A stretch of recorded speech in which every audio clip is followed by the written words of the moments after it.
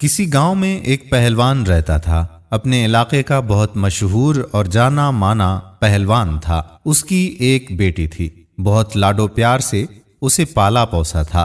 خوبصورت اور نازک سی بیٹی جوان ہوئی تو اس کی شادی کی فکر ہونے لگی۔ چونکہ وہ پہلوان تھا اس لیے بیٹی کے لیے ایک پہلوان ہی پسند آیا۔ اونچا، لمبا، تنے ہوئے بدن کا مالک، گھنی مونچھوں والا گبھرو زمیندار اس نے نازوں سے پلی ہوئی بیٹی ودا کر دی۔ ابھی 6 ماہ ہی گزارے تھے کہ پہلوان داماد نے بیٹی کو مار پیٹ کر کے نکال دیا کہ گھر کا کوئی کام اسے آتا ہی نہیں۔ باپ کا دل بہت رنجیدہ ہوا، مگر کسی کو کچھ نہ کہا کہ فضول میں تماشا بن جائے گا۔ بیوی سے کہا کہ اسے ہر چیز سکھاؤ جو گھرداری کے لیے ضروری ہوتی ہے۔ ماں نے بیٹی کو جھاڑو پونچھا، کھانا پکانا سب سکھا دیا۔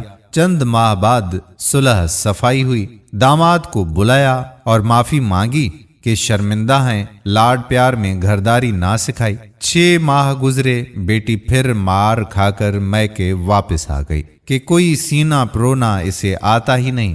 پھر پہلوان بہت دکھی ہوا، پھر بیوی کو کہا کہ اسے سینہ پرونا سکھاؤ۔ بیوی نے سلائی، کڑھائی، گوٹا کناری، رضائیاں بچھائیاں، یہاں تک کہ پراندے اور آزار بند بھی سکھائے۔ پھر داماد کو بلایا، غلطی کی معافی مانگی اور بیٹی کو دوبارہ رخصت کر دیا۔ پھر چند ماہ گزرے، بیٹی پھر نیلو نیل مار کھا کر میکے واپس آئی کہ کھیت کھلیاں نہیں سنبھال سکتی، گائے بھینسوں کا دودھ دھونا نہیں آتا۔ پہلوان بہت ہی دکھی، رنجیدہ، یا اللہ کیا نصیب ہے بیٹی کا۔ خیر بڑی عزت تھی زمانے میں، اس لیے خاموش رہا۔ بیٹی کو ساتھ لے جانا، کھیتی باڑی کے کام سکھائے اور ایک بار پھر بیٹی بہت دعاؤں کے ساتھ رخصت کی۔ پھر چند دن گزرے، پھر بیٹی روتی میکے آ گئی۔ پہلوان نے سوال کیا کہ بیٹی اب کیا ہوا؟ کہنے لگی کہ میرا شوہر کہتا ہے تو آٹا گوندتے ہوئے ہلتی بہت ہے۔ پہلوان کو اب ساری بات سمجھ میں آئی۔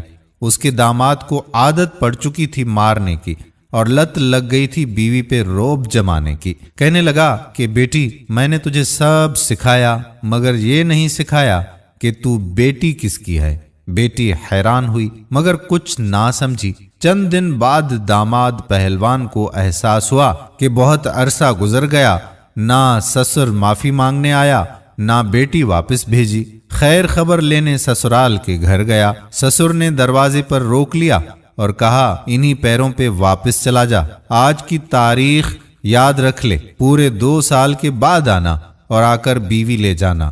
اگر اس سے پہلے مجھے تو یہاں نظر آیا تو ٹانگیں توڑوا کر واپس بھیج دوں گا۔ داماد کو فکر ہوئی مگر انا آڑے آ گئی اور لوٹ گیا۔ دن گزرتے رہے، پہلوان بیٹی کو منہ اندھیرے کھیتوں میں لے جاتا اور سورج نکلنے پر گھر بھیج دیتا۔ بیوی نے بارہا پوچھا مگر یہ راز نہ کھلا۔ 2 سال گزر گئے، داماد بیٹی کو لینے آیا، باپ نے خوشی خوشی رخصت کر دیا۔